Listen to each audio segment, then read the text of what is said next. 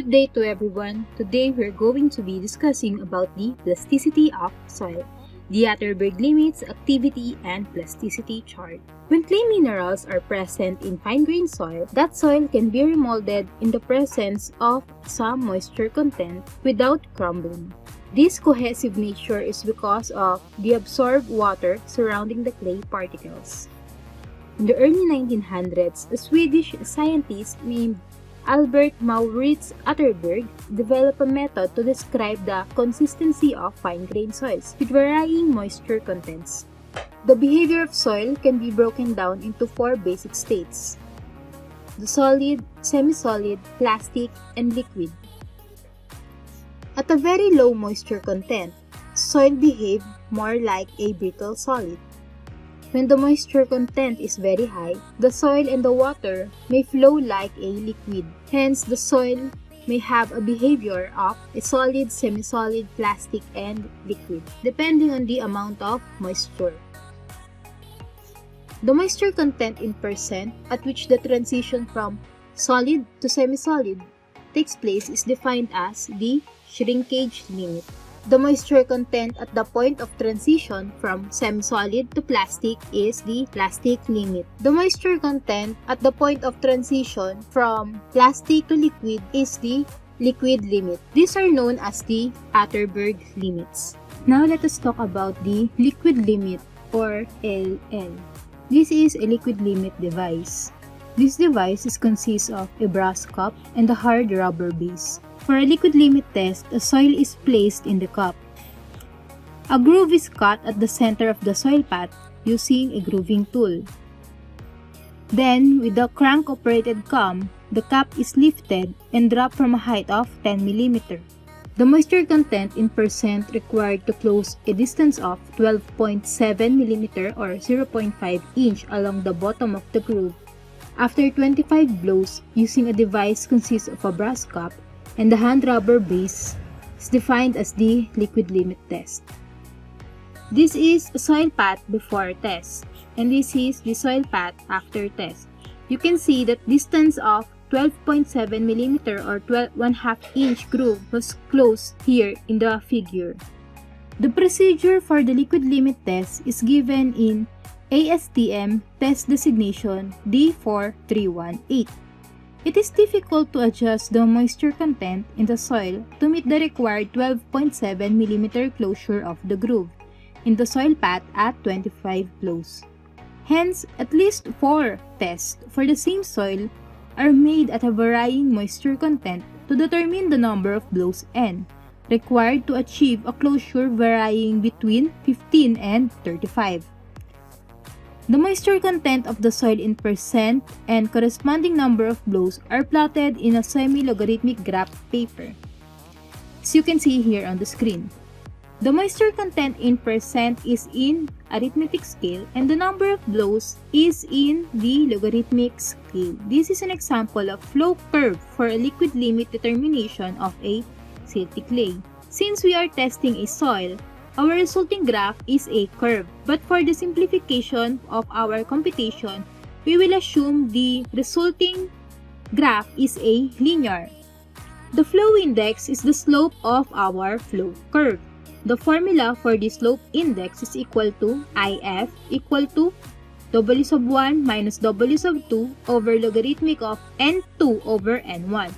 This formula can be easily derived from the formula of the slope of a linear graph, in which the slope is equal to the rise over run, in which here the rise corresponds to the values of the moisture content and on the run is equal to the number of blows, where the IF is the flow index, the W sub 1 is the moisture content of soil in percent corresponding to N1 blows, and W sub 2 is the moisture content corresponding to N2 blows. If you will take a look at our graph and our formula, take note that the W sub 2 and W sub 1 are exchanged to yield a positive value, even though the slope of the flow is negative. Thus, the equation of the flow line can be written in general form as moisture content equal to negative IF or the flow index multiplied to the logarithmic of the number of blows, or n, plus c, in which c is a constant value. Constant values will depend on the results of each test conducted. From the analysis of hundreds of liquid limit tests, the U.S. Army Corps of Engineers in the 1949 at the Waterways Experiment Station in Vicksburg, Mississippi, proposed an empirical equation of the form. Take note that an empirical equation is derived from test procedure, in which the empirical equation is equal to liquid limit equal to W sub n multiplied to the quantity n over 25 raised to tangent beta, where n is the number of blows in the liquid limit device for a 12.7 mm or 0.5 inch groove closure, and W sub n is the corresponding moisture content. Tangent beta is equal to 0.121 for most soils, but take note that tangent beta is not always equal to 0.121 for all soils unless it is indicated that the tangent beta is equal to 0.121.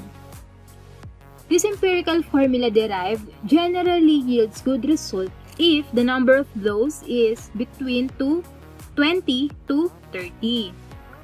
For the routine laboratory test, it may be used to determine the liquid limit when only one test is run for a soil, referred to as the one-point method, and was also adopted by the ASTM under designation D4318.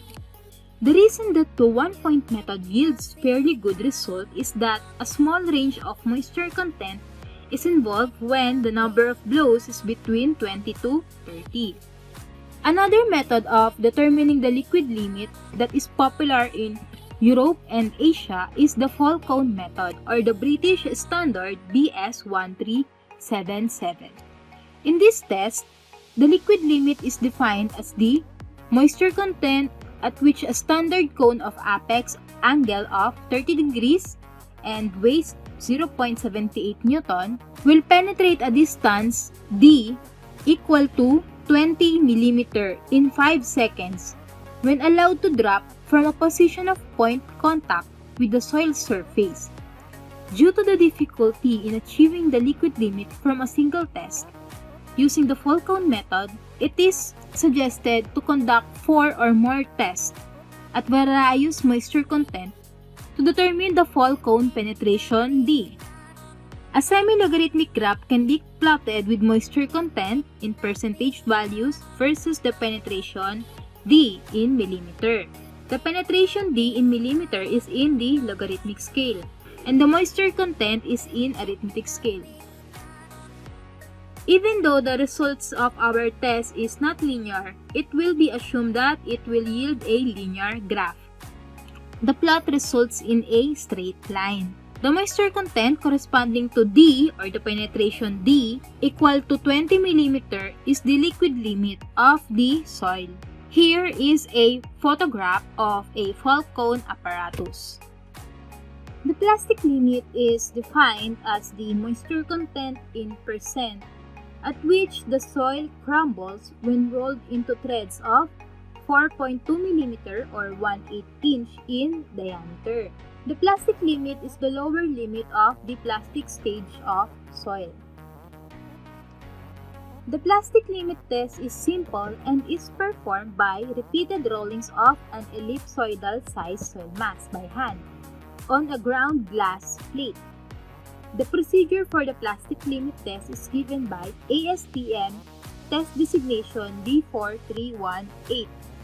As in the case of the liquid limit determination, the fall cone method can be used to obtain the plastic limit. This can be achieved by using a cone of similar geometry but with a mass of 2.35 newtons. 3 to 4 tests at varying moisture content of soils are conducted, and the corresponding cone penetration D are determined. The moisture content corresponding to a cone penetration D is equal to 20 mm is the plastic limit. As you can see here in our figure, we have a result for the liquid limit and the plastic limit using a fall cone method. The results for the moisture content with the corresponding cone penetration is plotted.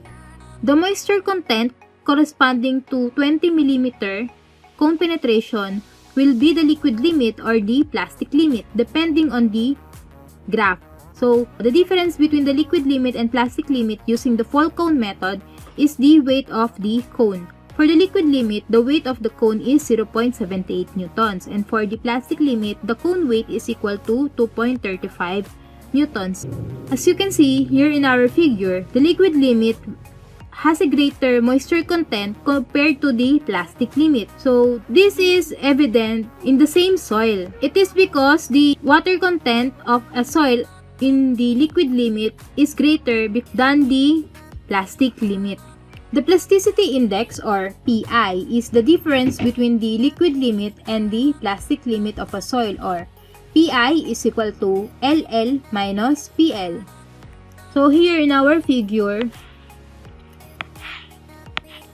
this difference between the liquid limit and the plastic limit, this is the value of our plasticity index. So this is also in percentage. Okay. So here are the typical values for liquid limit, plastic limits, and activity of some clay minerals. Now, what is the importance of determining the PI or the plasticity index? Using the plasticity index, we can now describe the soil in the following descriptions. When the PI is 0, when it is in 0, the description of the soil is non-plastic. When it is between 1 to 5, it is slightly plastic. 5 to 10, low plasticity. 10 to 20, medium plasticity. 20 to 40, high plasticity. And if it is greater than 40, it has a very high plasticity. Now, the shrinkage limit or the SL. The shrinkage limit is the moisture content in percent at which the volume of the soil mass ceases to change, or it doesn't change at all. So when the soil reaches a certain amount of moisture content and the volume is not changing, it is in its shrinkage limit. So, soil shrinks as moisture is gradually lost from it. Imagine a soil losing its moisture content. You can see that the volume is also gradually decreasing. With continuous loss of moisture, a stage of equilibrium is reached, at which more loss of moisture will result in no further volume change. So here in our figure, you can see that the moisture content is increasing. Now, let's start at this point. From this point, the moisture content of a soil is in here. The value is in moisture content. And here is the corresponding volume of soil. Now, if the moisture content of a soil is very high, there is a corresponding volume of soil. Now, if the moisture content continuously decrease and it decreases, notice that the volume of soil also decreases. And when it reaches a certain state of equilibrium, here it is the shrinkage limit on which further loss of moisture content will result to no change of the volume of soil. So that is the shrinkage limit as defined here in our figure. The shrinkage limit test or the ASTM test designation D427 are performed in the laboratory with a porcelain dish about 44 mm or 1.75 inch in diameter and about 12.7 mm or 0.5 inch high. The inside of the dish is coated with petroleum jelly and is then filled completely with wet soil. Excess soil standing above the edge of the dish is struck off with a straight edge. The mass of the wet soil inside the dish is recorded. The soil pat in the dish is then oven dried. The volume of the oven dried soil pat is determined by the displacement of mercury.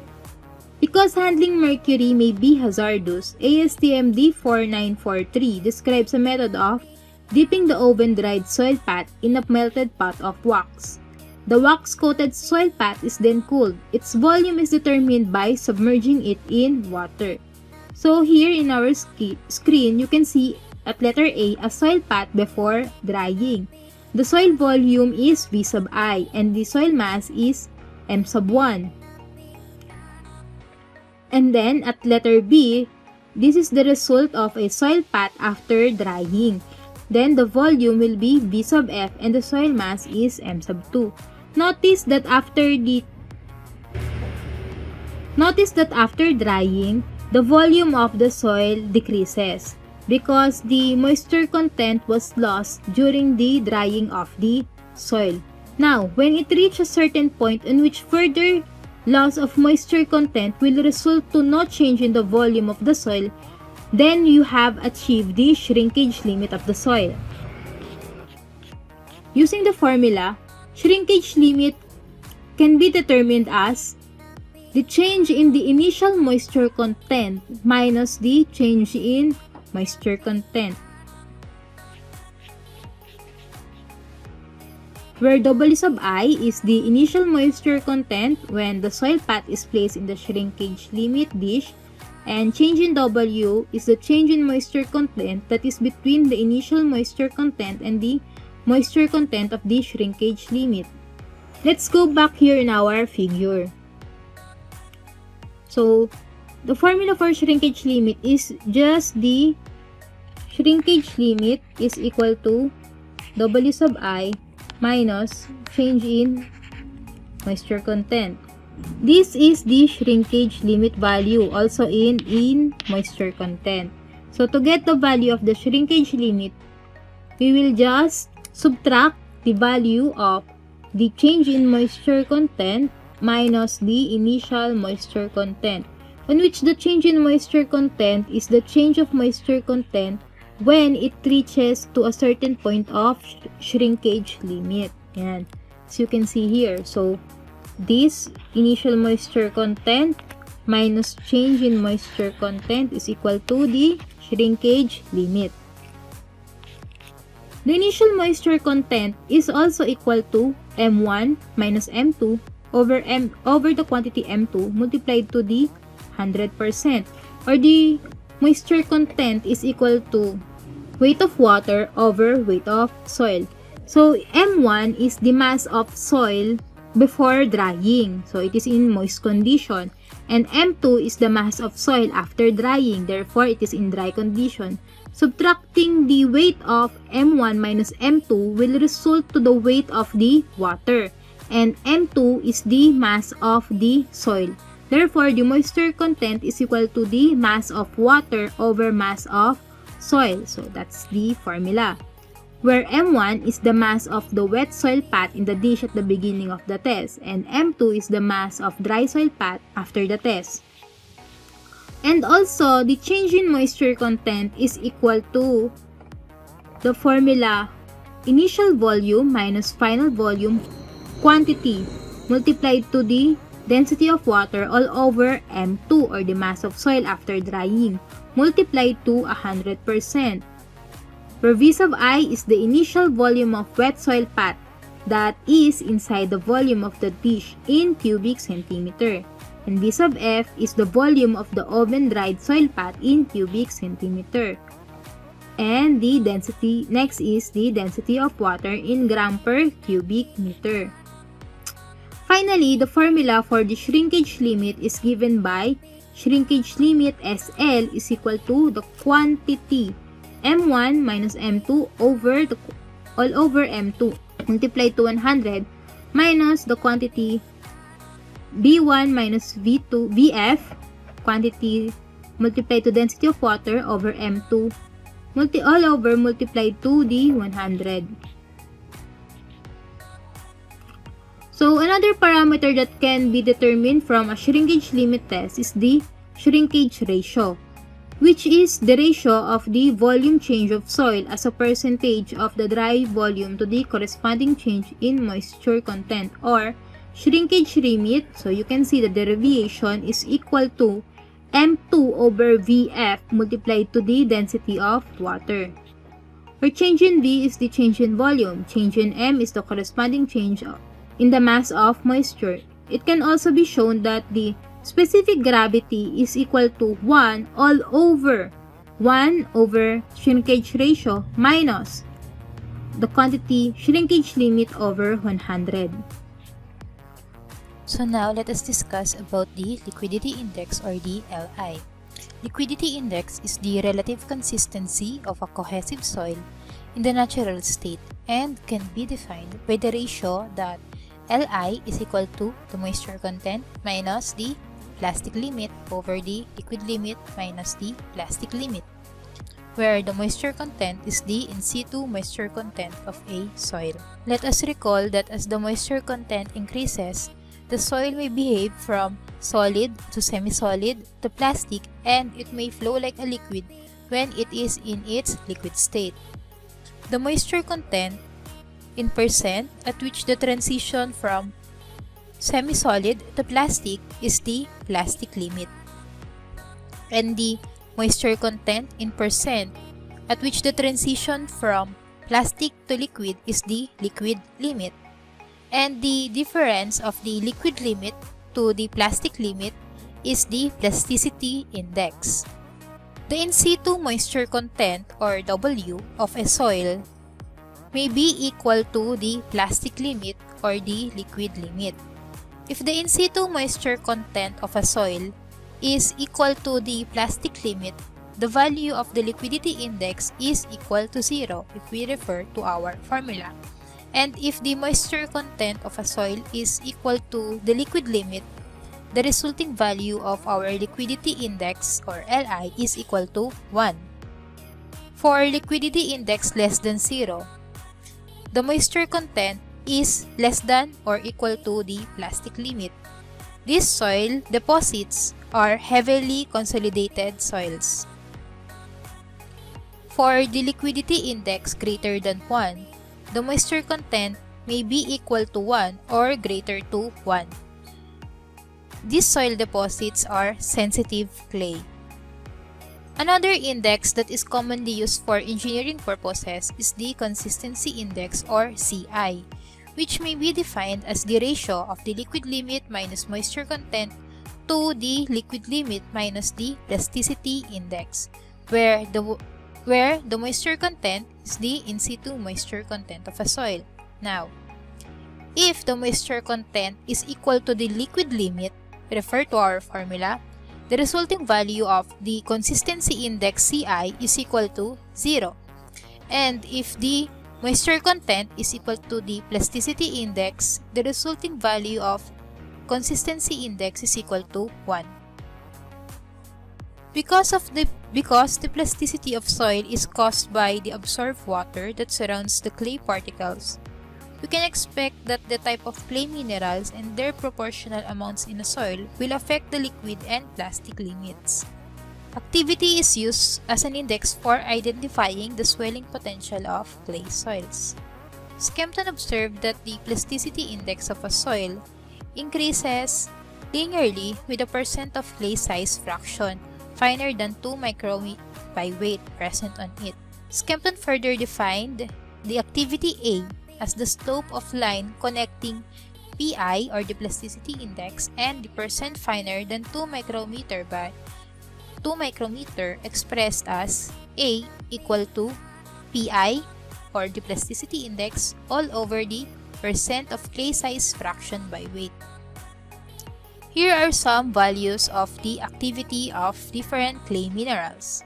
Smectites ranges from 1 to 7, Illite 0.5 to 1, Kaolinite 0.5, Halloysite 0.5, hyoscite 0.1, attapulgite 0.5 to 1.2, and alphane 0.5 to 1.2.